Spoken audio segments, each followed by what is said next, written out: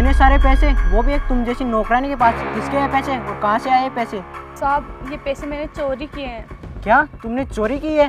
तुम्हारी इतनी हिम्मत कि तुमने एक तो चोरी की और एक पुलिस वाले के सामने आकर खड़ी हो गई?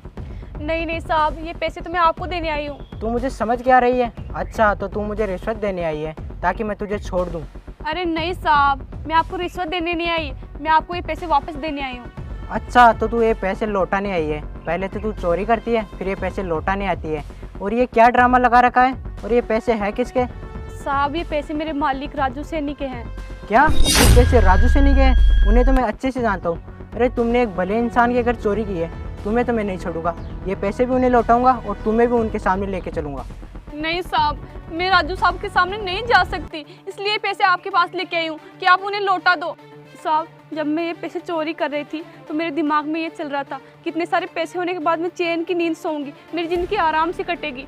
फिर मुझे एहसास हुआ भले पैसों से चैन की नींद कैसे आ सकती है, इसलिए पैसे मैं वापस लौटाने के लिए आपके पास आई हूँ। अगर ऐसी बात है तो तुम खुद भी लौटा सकती हो उन्हें ये पैसे। नहीं साहब, मुझ में इतनी हिम्मत नहीं है कि मैं राजू साहब के सामने जा सकूं, उनसे नज़रों से नज़रें मिला सकूं और उन्हें ये पैसे वापस दे सकूं। नहीं साहब, मुझसे ये नहीं होगा।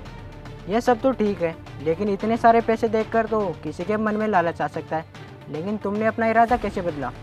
क्योंकि कुछ देर पहले साहब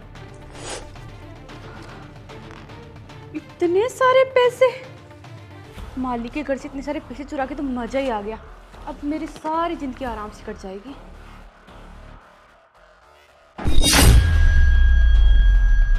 चिट्ठी, पैसों में चिट्ठी। किरण, मैं तुमसे ये कहना चाहता हूँ कि तुम मेरे घर से जो पैसे लेके गई हो उनका अच्छे से यूज़ करना। और हाँ, डरने की कोई ज़रूरत नहीं है, क्योंकि मैं पुलिस कंप्लेन नहीं करूँगा। तुम मेरे यहाँ बचपन से काम करती आई हो और तुम मेरी बहन जैसी हो।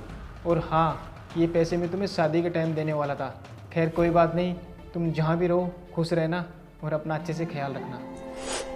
राजू साहब का वो संदेश पढ़ के मुझे एहसास हुआ मैं अपनी ज़िंदगी की इतनी बड़ी गलती करने जा रही थी, अपने भाई जैसे मालिक को धोखा देने जा रही थी। मुझे तो ये समझ में नहीं आ रहा मैं शर्म से अपनी ज़िंदगी कैसे काटूंगी। तुम्हें शर्मिंदा होने की कोई ज़रूरत नहीं है। तुम तो मेरी नज़र में बहुत हिम्मत वाली हो और राजू सर तो बहुत अच्छी किस्मत वाले हैं, उन्हें तुम जैसी नौकरानी मिली।